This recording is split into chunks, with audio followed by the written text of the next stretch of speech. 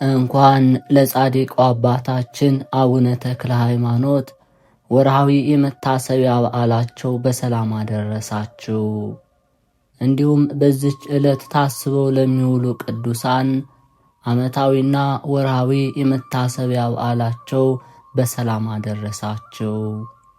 ከዚህ በመቀጠል የጻድቁ አባታችን የአቡነ ተክለ ሃይማኖት ገድላቸውን እናሰማለን።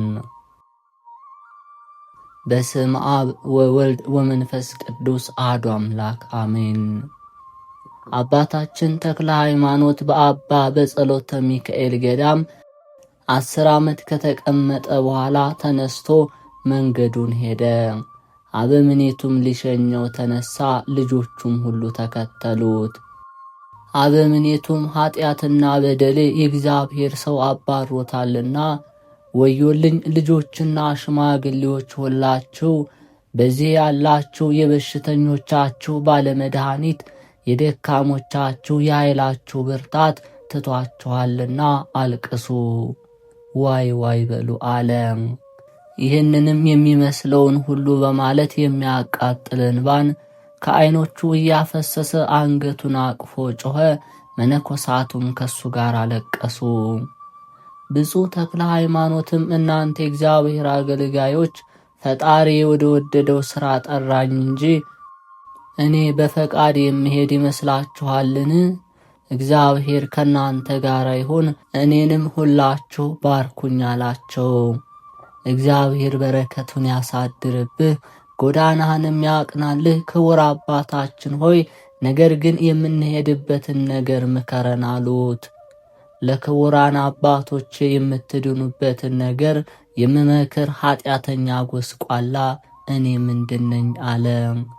ነገር ግን ትዕግስትን፣ ትሕትናን፣ እግዚአብሔርን መፍራትን ገንዘብ አድርጉ።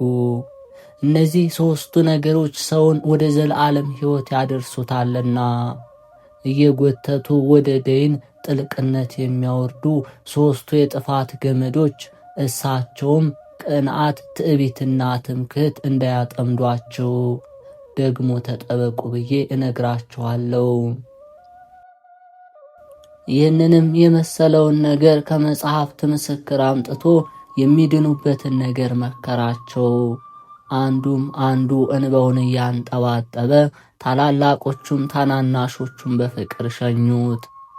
ክቡር አባታችን በላዩ የፍቅራቸውን መቃጠል ባየ ጊዜ ከነሱ ጋር አለቀሰ። በመንፈሳዊ ሰላምታ እጅ ነሳቸውና መንገዱን ሄደ። እነሱም ወደ ሀገራቸው ተመለሱ። ቅዱስ ሚካኤልም እየመራው አምደ ብርሃንም በፊቱ ይሄድ ነበር። የጻድቃንም መንገዳቸው ብርሃን ነው፣ እንደሚያበራ ብርሃን ይሄዳል፣ ዕለቱም እስከሚቀናበት ጊዜ ድረስ ይበራል የሚል ተጽፏልና።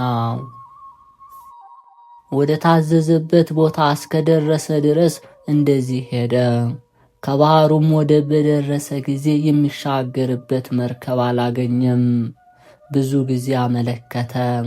የመላእክት አለቃ ቅዱስ ሚካኤል ባህሩን እየረገጠ ተገልጦ ታየው። ተከተለኝ አለው። ክቡር አባታችንም ወደ ውሃው ገባ። ተከተለውም። ሁለቱም በባህሩ መካከል በደረቅ አለፉ። ተሻገሩም። አብረው ወደ ቤተ ክርስቲያን ገቡ። መልአኩም ከዚያ ተወውና ወደ አበምኔቱ ገባ። እሱም ኢየሱስ ሞዓ ነው። እነሆ የእግዚአብሔር ሰው በቤተ ክርስቲያኑ ደጅ ቆሟልና ወደ አንተ አስገባው አለው። ደግ ሰው ነውና አክብረህ ተቀበለው፣ ልብሰ ምንኩስናውንም ሰጥተህ ከዚህ አኑረው አለው። ይህን ካለው በኋላ መልአኩ ከሱ ዘንድ አረገ። ክቡር አባታችንም በረኛውን ለአበምኔቱ ንገርልኝ እያለ ይለምነው ነበር። በረኛውም ለአበምኔቱ ሄዶ ነገረው። እነሆ ደም ግባቱ ያማረ እንግዳ ሰው ከቤተ ክርስቲያኑ ደጅ ቆሟል፣ ግን ባህሩን አሻግሮ ከቤተ ክርስቲያን ያገባውን አላውቅም አለው። አበምኔቱም አመጣጦ ከእግዚአብሔር ዘንድ ነውና ሂድ ጥረው አለው። በረኛውም ጠርቶ ወደ አበምኔቱ ዘንድ አገባው።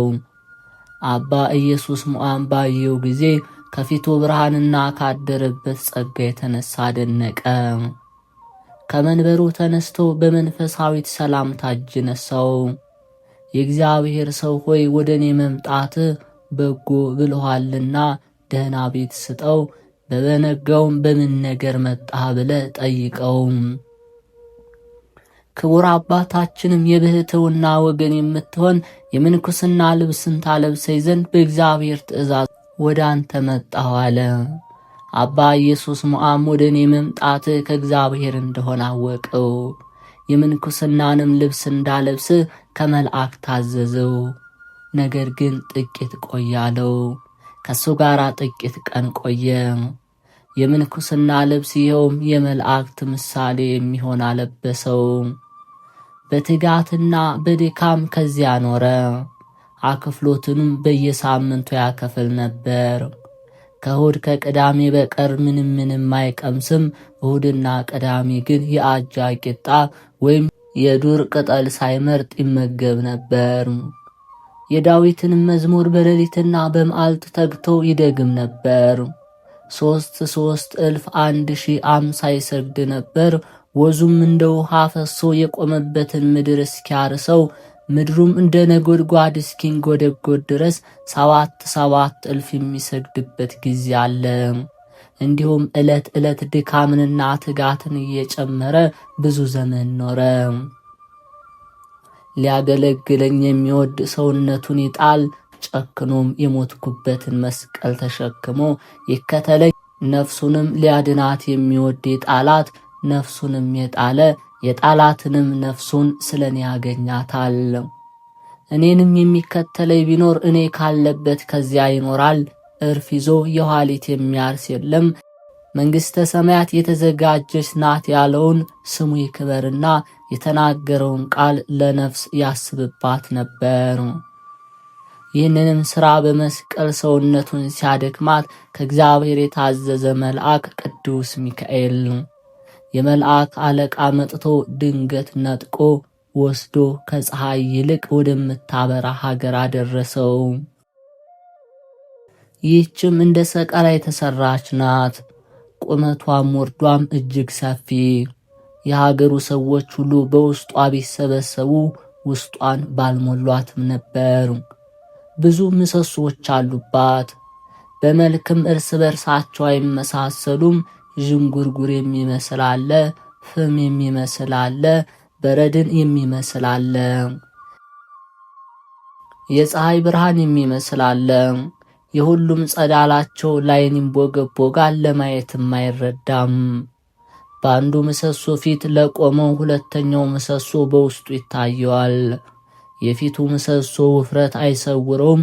የምድሩም መልክ እንደ ብርሌ እንደ ጠራ ዕንቁ፣ ልዝብነቱ እንደ ቅቤ ነው። ጠፈሩም እንደሚገለባበት የፀሐይ እግር ያንጸባርቃል።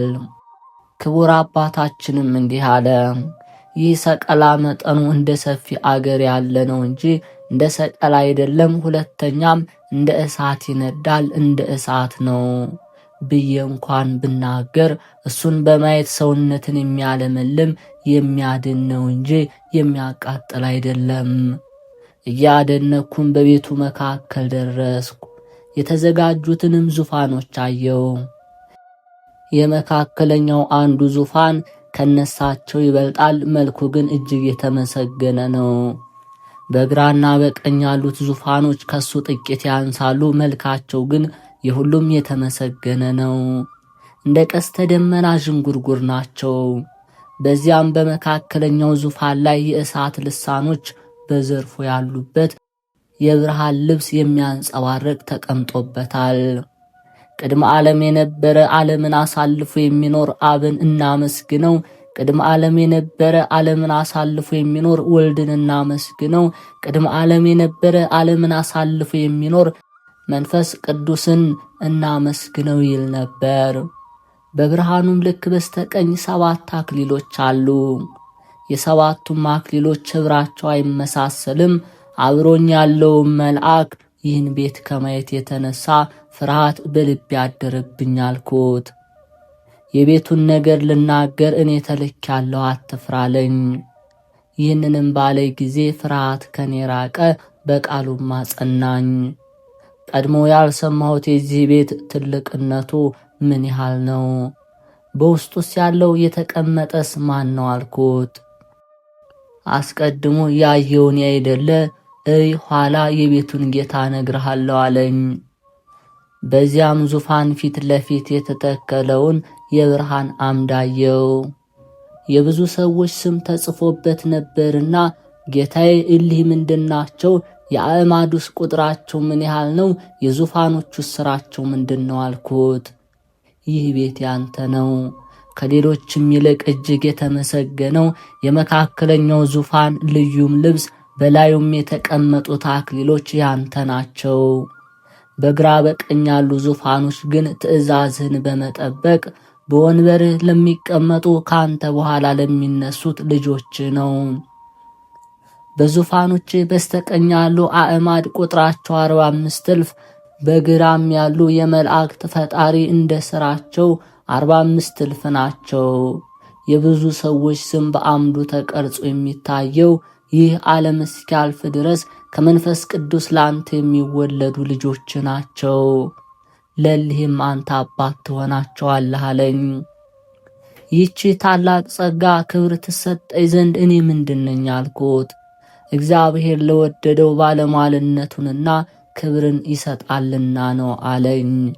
ከዚህ በኋላ ወደ ሰማይ አውጥቶ ከመጋረጃ ውስጥ አግብቶ ከሥላሴ ዙፋን ፊት ለፊት አቆመኝ፣ ሰገድኩለት። ከዚያ አስቀድሞ በማላውቀው በሌላ ምስጋና መሰገንኩት። ተክለ ሃይማኖት ክፍል ከ24ቱ ካህናቶች ጋር ይሁን የሚል ቃል ከዙፋኑ ውስጥ መጣ። የወርቅ ጽና አምጥተው እሷን ሰጡኝና ከነሱ ጋር አንድነት አጠንኩ። ምስጋናዬ ከምስጋናቸው ጋር፣ ልብሴም እንደ ልብሳቸው ሆነ። ፈጣሬንም በሦስትነቱ ተገልጾ አየሁት። እንደ ወደድከኝ እወድሃለሁ፣ እንዳከበርከኝም አከብርሃለሁ። ስምህንም ልዑል ክቡር አደርጋለሁ። በጸሎት የሚታመን ሰው ሁሉ ስለ አንተ ይድናል። መታሰቢያን እንደ ተቻለው ያደረገ እኔ በሰማይ በምድር አገነዋለሁ፣ በአንተ ክብር እንዲከብር አደርገዋለሁ ብዬ እነግርሃለሁ። ጭንቅ መከራ ያገኘውም ቢሆን በስምህ ቢጠራኝ እኔ ከጥንት ሁሉ አድነዋለሁ። ለቤተ ክርስቲያንህም ለሚያገለግለው ከሰባቱ መላእክት አለቆች ጋር መቆምን እኔ ከፍለዋለሁ። የገድልህ መጽሐፍ ከተነበበበት ስምህም ከተጠራበት ቦታ ለዘላለም ይቅርታዬን ቸርነቴን በዚያ ይኑር። አመሰገንኩት፣ ሰገድኩለትም። በሥራዬ ሳይሆን በፈቃድ ይህንን ሁሉ ለሰጠኸኝ አቤቱ ላንተ ምስጋና ይግባህ አልኩት። ከዚህ በኋላ መልአኩ ወደ ቀደመ ኑሮ የመለሰኝ አለ። ክቡር አባታችን ተክለ ሃይማኖት ይህንን አይቶ በሰማይ በሚኖር ፈጣሪው ፍቅር እንደ እሳት ልቡ ነደደ። ዘወትር የዳዊትን መዝሙር ሌሎችንም የነቢያትንና የሐዋርያትን መጽሐፍ ያነብ ነበር እንጂ ሌሊትና መዓልት አይተኛም ነበር። እንደዚህ ሳለ የምንኩስናን ሥርዓት እንድታውቅ የከበሩ ገዳማትን ፈልግ እንጂ በአንድ ቦታ መኖር ላንተ ለምንህ ነው የሚል ሐሳብ በልቡ ተነሳሳ።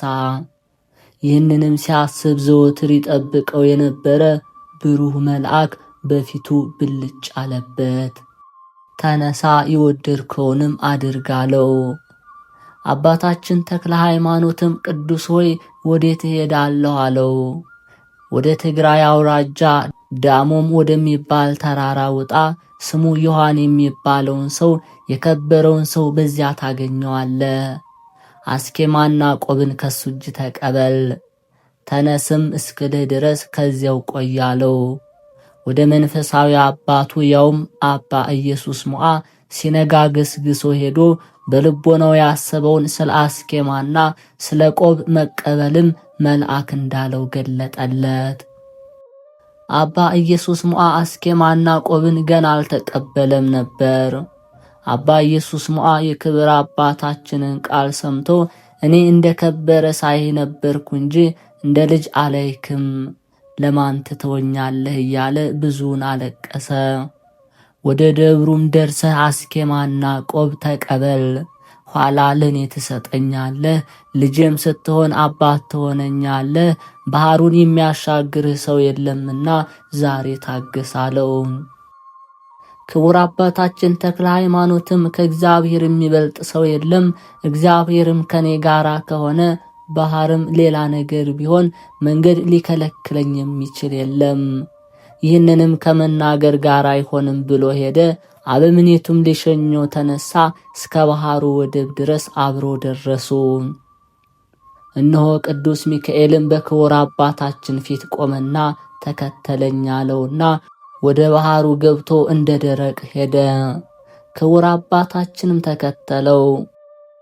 ባህሩንም አብሮ ተሻገሩ። አባ ኢየሱስ ሞዐም አይቶ አደነቀ። አቤቱ በቅዱሳኖች ላይ ሥራ ድንቅ ነው አለ። እግዚአብሔርንም እያመሰገነ ወደ ቤቱ ተመለሰ። አባታችን ተክለ ሃይማኖት ግን በሐይቅ 10 ዓመት ያህል ኖሮ በእግዚአብሔር ትእዛዝ እየተቃና ሄዶ ቅድመ ዓለም የነበረ ዓለምን አሳልፎ የሚኖር እግዚአብሔር ካስቀናት ገዳም በትግራይ ደረሰ። ይህቹም ዘሚካኤል የተባለ የአባ አረጋዊ ገዳም የምትሆን ደብረ ዳሞ ናት። ይኸውም የሰዓል ደባ ልጅ የአልአሜዳ ከታዜን አስቀድሞ በነገሰበት ወራት ከግብፅና ከሮማ ከመጡት በጽሞና ከሚኖሩት ከ9 ቅዱሳን አንዱ ነው። እሊህም አውራጃውን ሁሉ ያበሩ ብርሃን ያላቸው ከዋክብት። ከነዚህም በነግህ ዘርቶ በሰርክ የሰበሰበ ውሃም በፊት የቀዳ አለ። ከነዚህም ለእያንዳንዱ የራሳቸው የጸጋ ክብር እድል ፈንታ የተሰጠው አለ። የነዚህ የተደነቁ ወገን አባታችን ግን ቀድሞ ወደ ተናገርነው ከአረጋዊ ገዳም አበምኔት ዘንድ ገባ። የመጣበትንም ምክንያት አስኬማና ቆብን ለመቀበል እንዲሻ ነገረው።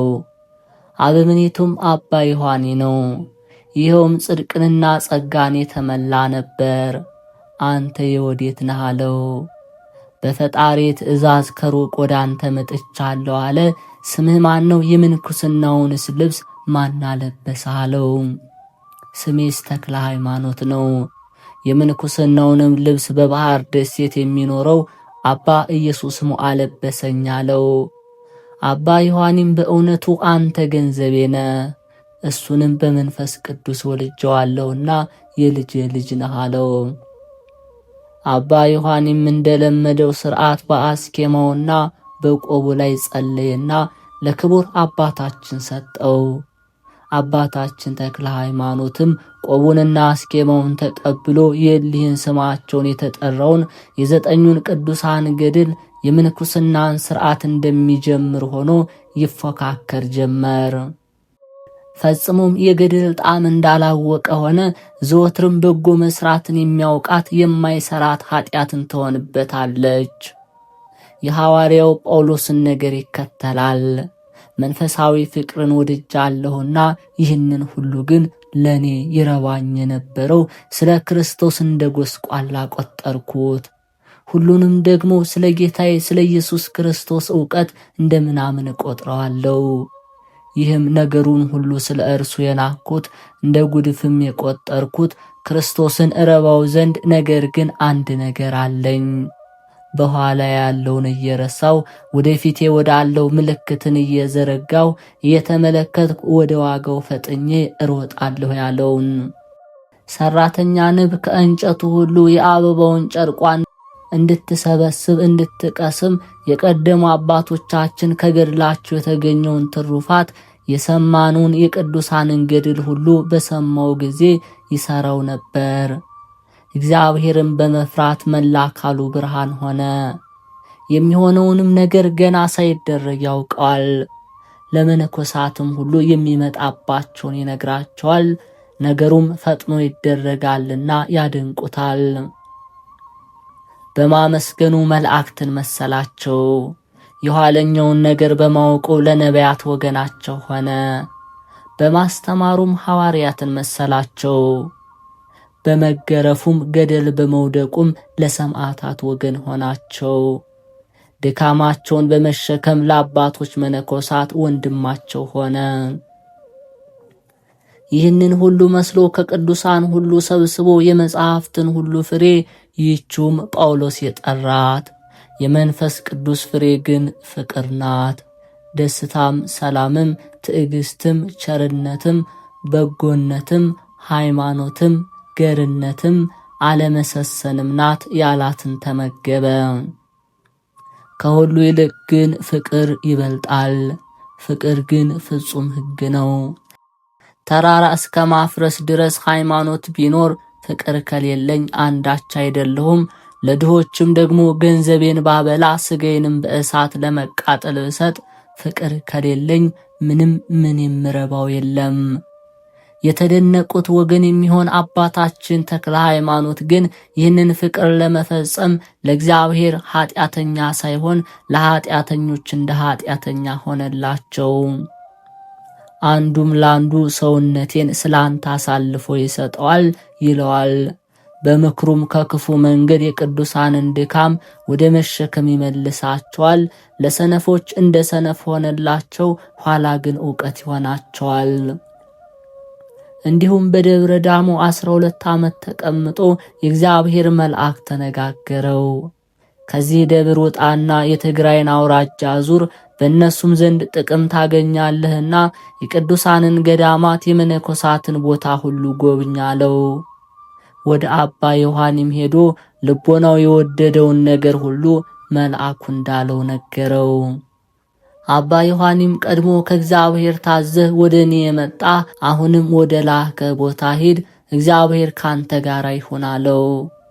አባ ዮሐኒም ሊሸኘው ተነሳ። ከላይ ወደ ታች ከሚወርድበት ከደብረ ዳሞ በር አብረው ደረሱ። ያለ ጠንካራ ገመድ በላዩ ለመውረድ የማይቻል ገደል ከዚያ አለ። የገመዱ ርዝመት በክንድ 40 ያህል ነው። ክቡር አባታችን ተክለ ሃይማኖትም ከዚያ ደርሶ በገመድ ሊወርድ ጀመረ። አባ ዮሐኒና ልጆቹም አወራረዱን ሊያዩ ከገደሉ አፋፍ ቆሙ። ያን ጊዜ ገመዱ ከካስማው ስር ተቆረጠና ክቡር አባታችንን ተከተለው። 6 ክንፎችም ተሰጡት። ክንፎቹንም እያማታ በረረ። የደብሩ መነኮሳት ሁሉ እያዩት 3 ዘንግ ወርውሮ የሚያርፍበትን ያህል ሄደ። ይህንን ተአምራት ያደረገላቸውን እግዚአብሔርን እያመሰገኑ ወደ ደብራቸው ተመለሱ።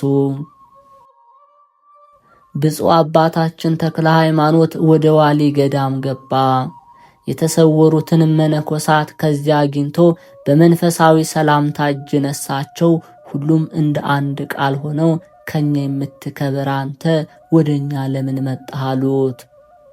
ክቡር አባታችንም አባቶች እንዲህ አትበሉኝ፣ ይልቁንም እናንተ ከኔ ትከብራላችሁ እንጂ እኔ ከናንተ በምን እከብራለሁ አላቸው።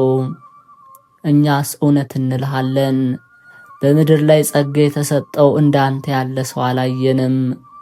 እነሆ ብዙ ቅዱሳን ካንተ ይወለዳሉ፣ ለብዙዎች አሕዛብ አባታቸው ትሆናለህ አሉት። ክቡር አባታችንም የፈጣሪ ቃል ከሆነ ለኔስ በጎ አላቸው። ምንም ያህል ውሃ ሳይቀምስ 40 ያህል ቀን ከሳቸው ጋር ተቀመጠ። እስከ ዛሬ በዚያ ገዳም እህል የሚቀምስ የለም ነበርና። ከዚህ በኋላ ቅዱሳኑን ተሰናብቶ ወደ ሐውዚን ገዳም ሄደ። ከዚያም ደርሶ በዚያ ስፍራ የሚኖሩትን ሰዎች እጅ ነስቶ አነዋወራችሁ እንደምንድን ነው አላቸው። ደጋግ ሰዎችም እንደሆኑ አውቆ ከሳቸው መባረክን ፈለገ። ጸጋን በተመላች ክብርት እጅህ በረከት አንተ ባርከን እንጂ እኛስ እግዚአብሔር የባረከውን ቡሩክ ሰው እንባርክ ዘንድ ለኛ አገባብ አይደለም አሉት። ክቡር አባታችን ተክለ ሃይማኖትም ከናንተ በረከትን እሻ ዘንድ እኔ ወደ እናንተ መጥቻለሁና እናንተ ተባርኩ ዘንድ የተገባ ነው አላቸው። በእግርህ እርምጃ በዓታችንን ተባርክ ዘንድ ወደኛ እግዚአብሔር ላከህ እንጂ አንተ በፈቃድ የመጣ አይደለህም። የእግዚአብሔር ቅዱስ ሆይ አሁንም ባርከን አሉት። ሁሉንም ባረካቸው። ከባረካቸው በኋላ እሱም በረከትን ከሳቸው ተቀብሎ መንገዱን ሄደ። ወደ ዳጓ ገዳምም ደርሶ የገዳሙን መነኮሳት እጅ ነስቶ በረከትን ከሳቸው ፈለገ። እንደ ቀደሙት ቅዱሳን መልስ ሰጡትና እሱ ባረካቸው። ከባረካቸው በኋላ የእግዚአብሔር ሰው ክቡር አባታችን ሆይ ምድር በረከትን እንድትቀበል በትግራይ አውራጃ ሁሉ የመድረስ ሽታ ትፍሰስ አሉት። እንዲሁም ቢሄድ የብርሃን አምድ እየመራው ኢየሩሳሌም ወረደ። ወደ ደረሰበትም ስፍራ ሁሉ የሐዋርያት ኃይል ትከተለው ነበር። በሷም ድንቅ ተአምራትን ያደርግ ነበር። ውሃም የሚያፈልቅበት ጊዜ አለ፣ ድውያንን የሚፈውስበት፣ ሙታንንም የሚያስነሳበት ጊዜ አለ። ወደ ኤርትራ ባህር ደረሰ፣ የሚሻገርበትን መርከብ አላገኘም። የወንጌሉንም ጸሎት ጸለየ። ጸሎቱንም ከጨረሰ በኋላ የእግዚአብሔር መልአክ ቅዱስ ሚካኤል እነሆ እንደ ልማዱ በባህሩ ላይ ሲሄድ ታየው። ክቡር አባታችን ተክለ ሃይማኖትም በኋላው ተከተለ። ሁለቱም አብረው በአንዲት ሰዓት ተሻገሩ። ባህሩንም ተሻግረው ክቡር አባታችን የሞተ ሰው አገኘ። አንተ አስከሬን የክርስቲያን ወገን እንደሆንክ እኔ መስቀሉን በምሸከምለት በፈጣሪ በኢየሱስ ክርስቶስ ስም ከተኛህበት ተነሳ ብሎ ባረከው። አስከሬኑም ያን ጊዜ ከእንቅልፉ እንደ መንቃት ተነሳና ጮኸ። ከጽዮን ወገን እግዚአብሔርን የማመልክ ክርስቲያን ነኝ አለ። አባታችን ተክለ ሃይማኖትም ምን ገደልህ አለው። ኢየሩሳሌም ሲሄድ በውሃ ጥሞት ኳለው። ክቡር አባታችንም ኢየሩሳሌምስ የምትሄድ ከሆነ ና ተከተለኝ አለውና ተከተለው። አባ ሚካኤል የእስክንድርያ ሊቀ ጳጳሳት ሳለ ከጌታችን መቃብር ደረሱ። ወደ እርሱም ገብቶ እጅ ነሳው። ሊቀ ጳጳሳቱም እሱ ከወንበሩ ተነስቶ እጅ ነሳው። የእግዚአብሔር ሰው ተክለ ሃይማኖት ሆይ ወደ እኔ መምጣት መልካም ነው አለው። ክቡር አባታችንን በረከትን እንድቀበል ባርከኝ አለው። ዳግመኛም አባቴ ሆይ ስሜን ማን ነገርህ አለው። ስላንተ በዚች ቀን የእግዚአብሔር መልአክ እንደነገረኝ እውነት እልሃለሁ አለው። የአባቶቼ የሐዋርያት በማርቆስም ወንበር የተቀመጡት የአባቶቼ የሊቃነ ጳጳሳት በረከታቸው ይደርብህ ብሎ ብዙውን ባረከው። ክቡር አባታችንም እግሮቹን እጆቹን ሳመው፣ እሱም ራሱን አፉን ሳመው። እንግዲህ ወዲህ አንተ ለብዙዎች መነኮሳት አባት ትሆናለህና አመነኩስህ፣ በስምህም ብዙዎችን አብያተ ክርስቲያናት ይታነጻሉ። ወደ ሀገርህም ተመለስ፣ ከእግዚአብሔር ዘንድ ክፍልህ እሷ ናትና አለው። ክቡር አባታችን ተክለ ሃይማኖትስ እኔ ወደ ሀገር ያልመለስም በእጆች እንድቀበር ወደዚህ መጣው፣ ምንኩስናውንም አላመነኩስም፣ ለራሴስ እንኳ የምንኩስና ሥራ አላወቅኩም አለው። ጳጳሱም አባ ሚካኤል እውነት እልሃለሁ ካንተ የሚበልጥ ከመነኮሳት የለም፣ ነገር ግን በቃሌ እሺ በል አለው።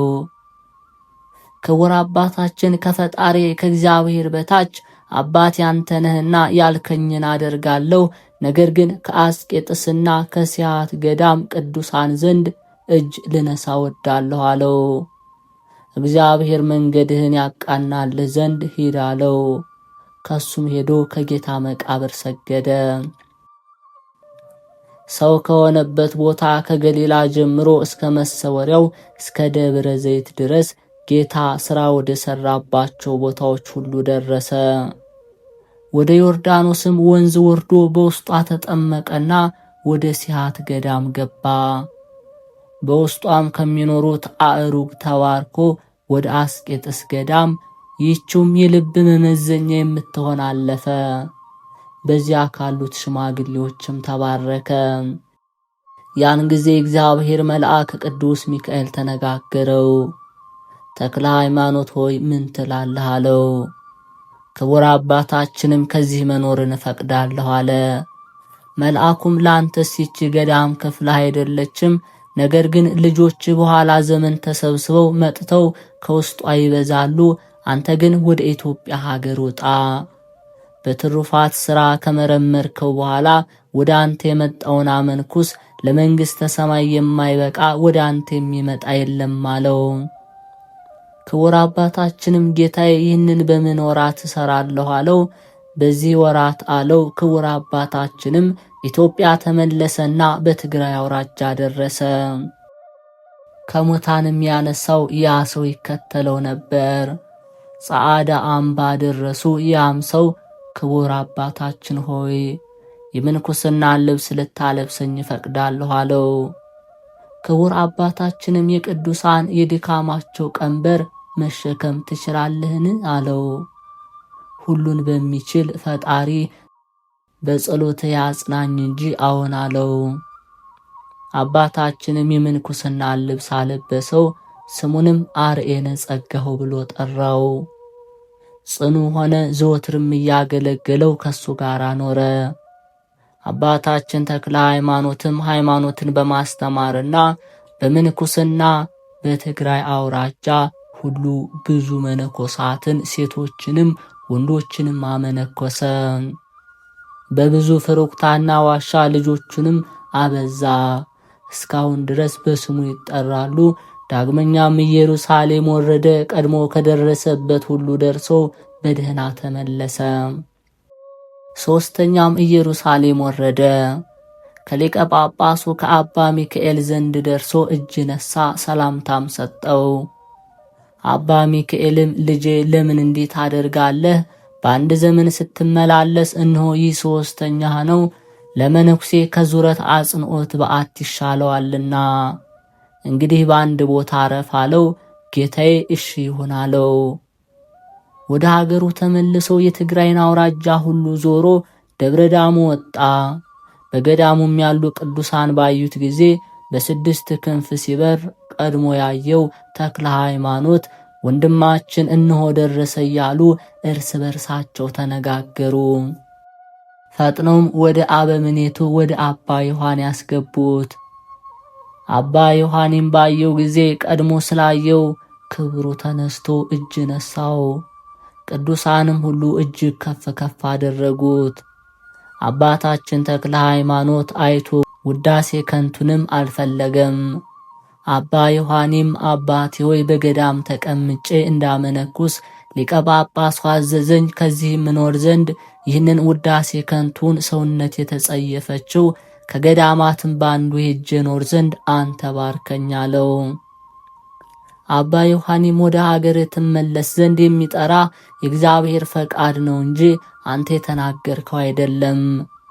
የሸዋ ምድር ክፍልህ እንደሆነች ከሽማግሌዎች ወገን ብዙ ቅዱሳን ነግረውኛልና በደህና ግባ። አባቶች ያገለገሉት እስካሁንም እየመገበ ያሳደገኝ እግዚአብሔር መርቶ ወደዚች በዓት ያደረሰኝ የእግዚአብሔር መልአክ እሱ መንገድህን ያቅና አካሄድህንም ያሳምራለው። ሲመርቀውም አፉን ከፍቶ መንፈስ ቅዱስ ትንቢት አናገረው። ከመነኮሳት ሁሉ ትበልጣለህ፣ እጅግ ትከብራለህ። ስማቸው ከተጠራ የሽማግሌዎች አባቶች ከሚሆኑ ስማቸው ከተጠራ ከእንጦንስና ከመቃርስ ጋር ስምህ ይጠራል። ከሱ ተባርኮ መንገዱን ሄደ። በዘላን ሀገር በኩል ሄዶ ቀንጦራር ወደምትባል ተራራ ወጥቶ ልዩ የምትሆን 40 ጾምን ከዚያ ጾመ። ሀገሪቱ ምድረ በዳ ነበረችና ሊኖርባት ወደደ። የእግዚአብሔር መልአክም ተነጋገረው። ተክለ ሃይማኖት ምን ታስባለ? ይህች ገዳም ክፍልህ አይደለችም። ከጥቂት ቀን በኋላ ግን ልጆች ይኖሩባታል። አንተስ አባ ኢየሱስ ሞዐ ዘንድ ሄድና የሚልህን ስም አለው። በበነጋውም ተነስቶ ሄዶ ሐይቅ ከሚባል ስፍራ ደረሰ። በደረቅ እንደሚሄድ በባህር ላይ ሄደ። ከአባ ኢየሱስ ሞዐ ዘንድ ገባ።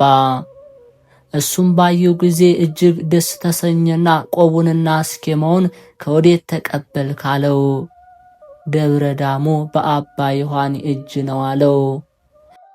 እንግዲህስ እኔ ከመንገዱ ድካም አረፍኩ። ልጄ ስትሆን አባቱ ነኝ። በከበሩ እጆች ቆቡንና አስኬማን ስጠኝ አለው። አባታችን ተክለ ሃይማኖትም ቆቡንና አስኬማውን ሰጠው። መልአክ ያልህን ስመው ብሎ ነበርና የአባቶቻችንም የልጆቻቸውን ነገር እንዲህ አለው። አባ እንጦንስ ምንኩስና ልብስ በመልአኩ በቅዱስ ሚካኤል እጅ ለበሰ። እንጦንስም አባ መቃርስን ትልቁን ወለደው። አባ መቃርስም የማኅበሩን አባት አባ ጳቁሚስን ወለደው። አባ ጳቁሚስም አባ ቴዎድሮስን፣ አባ ቴዎድሮስ አባ አረጋዊን፣ አባ አረጋዊም ኢትዮጵያ መጣና አባ ክርስቶስ ቤዛንን ወለደ። ክርስቶስ ቤዛን መስቀለ ሞዓን፣ መስቀለ ሞዓ አባ ዮሐኒን፣ አባ ዮሐኒ አባ ኢየሱስ ሞዓንና አባ ተክለ ሃይማኖትን ወለደ። አባ ኢየሱስ ሞዓን በቅናት በቀሚስ፣ አባ ተክለ ሃይማኖትን በቆብና በአስኬማ ወለደ። ተክለ ሃይማኖትም ለአባ ኢየሱስ ሞዓ አስኬማና ቆብን ሰጠው፣ ቀድሞ እንደተናገረ። ክቡር አባታችን ተክለ ሃይማኖትም አባ ኢየሱስ ሞዓን ተሰናብቶ ወደ ሌላ ሀገር ሄደ። ወደ ፀሐይ መግቢያ ወረደ። በዚያችም ክፍራ ከፍ ያለ ተራራ ጻዳ የሚባል ነበር። አርኤነ ጸጋው ከሚባለው ደቀ መዝሙሩ ጋር ወደ ተራራው ወጣ። ጉዲት የምትባል ሟርተኛ ከቀድሞ ጀምራ ታመልከው የነበረች ታላቅ ዘንዶን አገኘ። ያም ዘንዶ አባታችንን ባየው ጊዜ ራሱን ቀና አደረገና ሊውጠው ምላሱን አውለበለበው። በመስቀል አምሳያም ባረከው። ዘንዶም ያን ጊዜውን ተሰነጠቀ። ከሁለት ተሰነጠቀና ግማሹ ከገደል በታች ወደቀ፣ ግማሹ በአንዲት ድንጋይ ላይ ተጠመጠመ። ደቀ መዝሙሩንም እስኪ ስፈረውና ልቡን እወቅ አለው። ቢሰፍረውም ቁመቱ 175 ክንድ ሆነ። አባታችን ተክለ ሃይማኖትም በዚያ ተራራ ላይ 1 ወር ያህል ተቀመጠ። ከዚህ በኋላ ዘንዶውን የሚያመልኩት የሀገር ሰዎች ወደ ተራራው ወጡ። የሚያመልኩትን ዘንዶ ግን አጡት። አባታችን ከተራራው ላይ ቆሞ ሲጸልይ ቢያገኙት አንተ መነኩሴ የወዴት ነህ? በምን ምክንያት ወደዚህ ተራራ ላይ መጣህ አሉት። በእግዚአብሔር ፈቃድ ነው አላቸው። በዚህ ተራራ ታላቅ ዘንዶ ነበረ፣ ዛሬ ግን አላገኘኑም፣ አንተ አባረርከው ይሆንን አሉት።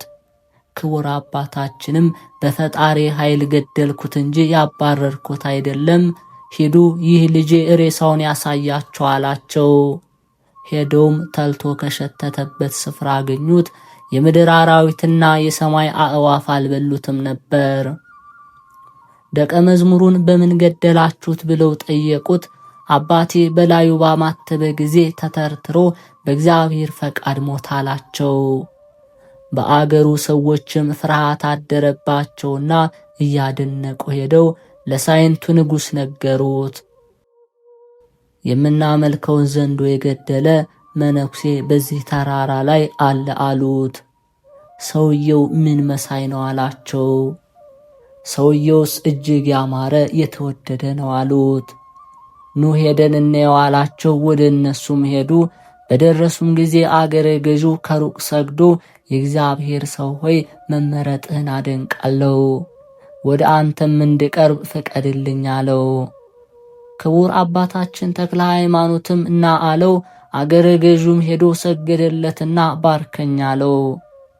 ክቡር አባታችንም ሃይማኖት ምን እንደሆነ ሳላውቅ በረከት አልሰጥህም አለው። አገረ ገዡም ሃይማኖቴስ እንደ ክርስቲያን ሕግ ነው፣ ውስጤ ግን ዘንዶ የማመልክ ነበር። በእጅህ ማማትበህ አንተ እንደገደልከው በሰማው ጊዜ እግዚአብሔር ካንተ ጋር እንደሆነ አውቄ ስለዚህ ልገዛልህ ወደ አንተ መጣው። እኔና ሰዎች ይህንን ዘንዶ ስንፈራው የወደደውንም ሁሉ ስናደርግለት ኖረናልና አለው። እንኪያስ አለ፣ እንዲህ ያለ ሰው ስትሆን ባርከኝ ትለኛለህን? ሰይጣን ማምለክህን ትተህ በፈጣሪ ስም ብትጠመቅ ያን ጊዜ ባርክሃለሁ አለው። አገረ ገዡም አባት ያጥምቀኝና ባርከኝ አለው። ክቡር አባታችንም ዙሃ ወደሚባል ወንዝ ወርዶ ውሃውን ባርኮ አገረ ገዡንና ሰዎቹን በአብ በወልድ በመንፈስ ቅዱስ ስም አጠመቃቸው። በዚያች ቀን የተጠመቁት ሰዎች ቁጥራቸው ከሴቶችና ከልጆች በቀር 3000 ነበር። ሥጋውን ደሙን አቀበላቸው። ዘንዶንም በገደለበት ተራራ ላይ ቤተ ክርስቲያን ስሩ ብሎ አዘዛቸው። እነርሱም ሰሩ። ታቦቱንም በአራቱ እንስሳ ስም አኖረላቸው፣ እስከ ዛሬም ድረስ አለ። ከዚያም ሳለ ከሰማይ ቃል ጠራው፣ ተክለ ሃይማኖት፣ ተክለ ሃይማኖት፣ ተክለ ሃይማኖት፣ ወደ ሸዋ አውራጃ ሂድ፣ ሃይማኖትህ ያበዛቸው ሕዝቦች እነሆ ጥቂቶች ሆነዋልና አስተምራቸው፣ በጸሎትህ ጎብኛቸው። ስለፈሰሰው ደምህና ስለ ድካምህ እግዚአብሔር አስራት የሰጠህን አገር እነሆ ሰይጣናት ወርሰዋታልና አለው። የእግዚአብሔር ቅዱስ ሆይ አሁንም ተነሳ፣ ሕዝብህንም በሃይማኖት አንድ አድርግ። መቃብርህም ከዚያ ይሆናል። የተመረጡ መነኮሳት ልጆችም እንደ ባህር አሸዋ እንደ ሰማይ ኮከብ በውስጡ ይበዛሉ። ከሞትክም በኋላ በስምህ በኢየሩሳሌም አምሳል ታላቅ ዋሻ ይታነጻል። የስምህ አጠራር በአራቱ ማዕዘን ይሰማል። ቃሉም ይህንን ተናግሮ ዝም አለ። አባታችን ተክለ ሃይማኖትም ሕዝቡን ጠርቶ እኔ ፈጣሪ ወዳዘዘኝ ሄዳለሁ፣ ለነፍሳችሁ ለሥጋችሁ ጥቅም እንድታገኙ የፈጣሪን ትእዛዙን ጠብቁ። ልጄ አርኤነ ጸጋሁ ከዚህ ይኑርላችሁ፣ ስለ እኔም አባት ይሆናችሁ። የአገሩም ሰዎች ቃሉን ሰምተው አለቀሱ። ያም ደቀ መዝሙር አለቀሰ። እኔ ካንተ ጋር መሄድን እፈቅዳለሁ፣ አባቴ ሆይ አትተወኝ አለ። ክቡር አባታችንም በእግዚአብሔር ፈቃድ የማዝህ አይደለምን? ለዘላለም ክፍልህ ይህች ሀገር ናትና ከዚች ተቀመጥ አለው። የሚያጸነውን በትርና የእጁን መስቀል እነዚህ አለኝታ ይሁንህ ብሎ ሰጠው። በዚች ሀገር የብዙ መነኮሳት አባት ትሆናለህ ብሎ ትንቢት ተናገረለት። አባ አርኤነ ጸጋሁም እጅግ አለቀሰ። አባቴ ሆይ የምትደርስባት ሀገር የምትረግጣት ምድር የተመሰገኑ ናቸው። ካንተ የሚወለዱ ቃልህን የሚሰሙ በሕግ ጸንቶ የሚኖሩ ሁሉ የተመሰገኑ ናቸው። ሥጋህንም የምትሸከም ደምህን የምትቀበል መቃብር የተመሰገነች ናት። ለእኔም ለኀጢአተኛው በረከት ትድረሰኝ። እኔ ግን ካንተ ጋር ብኖር በወደድኩ ነበር፣ የእግዚአብሔር ፈቃድ ከለከለኝ እንጂ አለ። እሱም ያገሩ ሰዎች ክቡር አባታችን ተክለ ሃይማኖትን ሸኝተውት ወደ ሀገራቸው ተመለሱ። አባታችን ግን በወለቃ ሀገር በኩል ወደ ሸዋ ምድር ሄዶ ሙገር ወደሚባል ሀገር ደረሰ። ቄአት ወደሚባል ረጅም ተራራ ወጥቶ ይኸውም ለአጋንንት የሚሰዋበት ስፍራ ነበር። አጋንንት እስከተበተኑ ድረስ በብዙ ትጋት ጾምን ከዚያ ጾመ። ወንጌልን ለማስተማር እንደ ልማዱ ሄዶ ወደ ዠማ ደረሰ። ወንጌልንም እያስተማረ መንግሥተ ሰማያት ቀርባለችና ንስሐ ግቡ፣ በእግዚአብሔር ልጅ የሚያምኑ የተመሰገኑ ናቸው፣ ስለ ኃጢአታቸው የሚያለቅሱ የተመሰገኑ ናቸው፣ ከመቅሰፍት ይድናሉና፣ ከራሳቸው ገንዘብ ለነዳያን የሚሰጡ የተመሰገኑ ናቸው፣ እሊህ ለእግዚአብሔር ያበድራሉና እያለ በውስጧ እየዞረ አስተማረ። የቃሉን ነገር ሰምተው አመኑ፣ በእጁም ተጠመቁ። ከዚህ በኋላ አንድ ጣዖታዊ ሰው ሰይጣን የሚገለጥበት ሕዝቡ የሚሰግዱበት አለ ብለው ነገሩት። ክቡር አባታችን ተክለ ሃይማኖት ሄዶ ስራውን ጠየቀው። ነገር ግን እውነቱን የተናገረው አለ፣ የካደውም አለ። ክቡር አባታችንን በተንኮል የተናገረውን የሽንገላውን ነገር አይቶ ስራውን ለመመርመር ቀድሞ የማይመገበውን ምግብ ስጡት ብሎ አዘዘ። እሱም ተቀብሎ በላ። የዚያን ቀን የተመገበውን በሌላ ቀን እንዳይበላ ስለ ቀድሞ የማይበላውን ሲበላ አይቶ አደነቀ። ያም በጣዖት የሚያመልከው ክቡር አባታችን ሲያደንቅ አይቶ በእኔ የሆነውን ስማ ልንገር፣ ስለ እኔ እንደነገሩህ በማማረ ትኖር ነበር። የምሰግድለት አምላኬ አንተ ሳትመጣ ነገረኝ። እኔ ትቼ ወደ ጎጃም እሄዳለሁ አለኝ። ጌታዬም ስለምን ትተወኛለህ አልኩት። ሥርዓቱ ልዩ የሚሆን ከኔ የሚበረታ ሰው እነሆ ወደ አንተ ይመጣል አለኝ። ሥራህንና አለባበስን በምልክት ንገረኝ።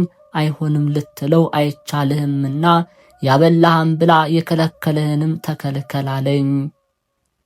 የአገር ሰዎች አይተው አደነቁ። የአባታችንም አመጣጥ በእግዚአብሔር ፈቃድ እንደሆነ አውቀው በፍጹም ልቦናቸው አመኑ። የታመሙባቸውንም አዳነላቸው፣ የስህተታቸውንም ምክንያት አጠፋ።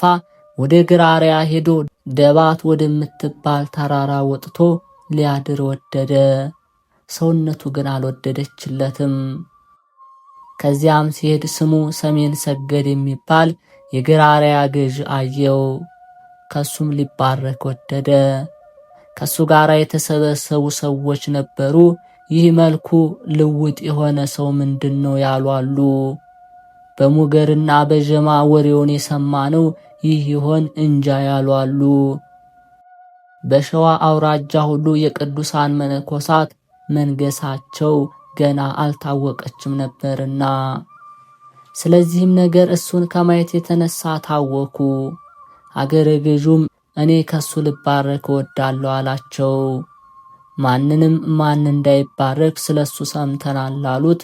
ቢባርከኝ ምን ይቅጣችሁ? ባይባርከኝ ግን 50 ፈረስ ይቅጣኝ፣ እኛንም 50 ፈረስ ይቅጣን አሉት። ውርርዱን በዚያ ቆሙት። አገረ ገዡም ወደ ክቡር አባታችን ተነስቶ ሄደ፣ ሰገደለት። ና አባቴ ባርከኝ አለው። ሃይማኖትን አላወቅኩትም፣ ላንተ በረከት አልሰጥም፣ አይሆንም አለው። አገረ ገዡም አንተ ባዘዝከኝ ሥራ ሁሉ ጸንቼ ዘወትር ካንተ ጋር እኖራለሁ አለው። አባታችን ተክለ ሃይማኖትን ባደረበት መንፈስ ቅዱስ ልጅ እንዲሆነው አውቆ ባርኮ ሰላምታ ሰጠው። እርስ በርሳቸው ተጨዋወቱ። የአባታችንም ነገር በአገረ ገዡ ልቦና አደረ። በሐሳቡ ሁሉ ይከተለው ጀመር። ከሁለቱ ሰዎች እንደተከራከሩ 50 ፈረሶች ተቀበለ። በዚያች ቀን ክቡር አባታችን ወደ ቤቱ ይዞት ሄደ። ወደ አምልኮተ ባዕድ የምትመራውን የዝንጋታውን ምክንያት እንዲተው ቃለ እግዚአብሔርን እያስተማረው አብረው አደሩ። ባስተማረው ሁሉ እምነቱ በጸና ጊዜ አጋንንት ወደ ተሰበሰቡበት ስፍራ ሁሉ ከፍ ወዳሉት ተራሮች አውሻ ወደሚባለው ወደ ሌሎች ወደ ብዙ ተራሮች ዛራንጋሽ ወደሚኖርበት ዋሻ በየተራራው በየስፍራው ሁሉ አጋንንት ተገልጠው ከሚኖሩባቸው ጋራ ከሚታዩትም መርቶ ወሰደው። ሰዎቹም ሲሰግዱና ሊሰውለት ወደሱ ሄዱ ነበር። ክቡር አባታችንም ከነሱ ዘንድ ደርሶ መሰዊያቸውን አፈርሶ በውስጣቸው ብዙ አብያተ ክርስቲያናትን ሰራ። እስካሁንም ድረስ አሉ። የውስጡም ሰዎች በዚያ ያደረገውን ድንቅ ተአምራት ይናገራሉ።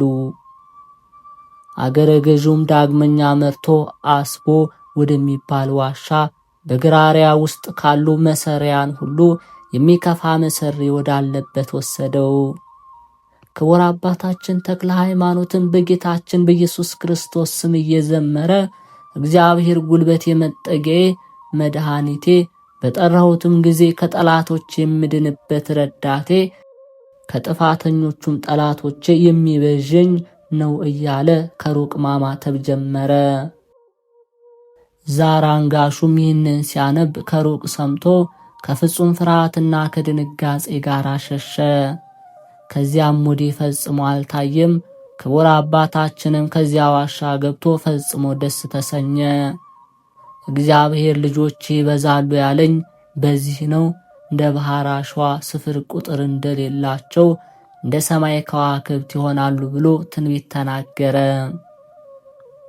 ዛራንጋሹ ይበላቸውና ይጠጣቸው የነበሩትን የብረቱን መሳሪያዎች ሁሉ ዘረፋቸው።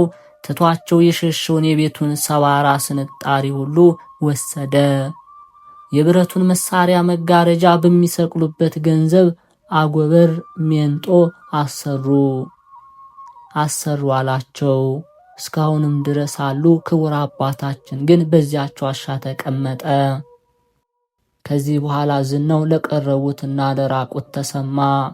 እሱ ግን ወሬው በተሰማ ጊዜ ከክፉ አውሬ እንደሚሸሽ ሰው ከውዳሴ ከንቱ ይሸሻል እንጂ።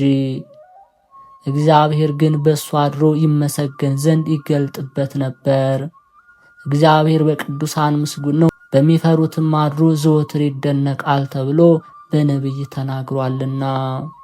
የጻድቁ አባታችን የአቡነ ተክለ ሃይማኖት በረከቱ ረድኤቱ ይጠብቀን። በተሰጠው ቃል ኪዳኑ ሁላችን ይጠብቀን፣ አሜን። የተከበራችሁ የልዑል እግዚአብሔር ቤተሰቦች፣ የማህደር ሚዲያ ተከታታዮች ይህንን መንፈሳዊ ቻናል ቪዲዮውን ላይክ፣ ሰብስክራይብ እንዲሁም ሐሳብ አስተያየታችሁን ኮሜንት ላይ በማስፈር ቤተሰብ ያልሆናችሁም ቤተሰብ በመሆን በየዕለቱ የቅዱሳንን ታሪክ፣ ገድል፣ ድርሳን የምታገኙ መሆኑን እናሳውቃለን።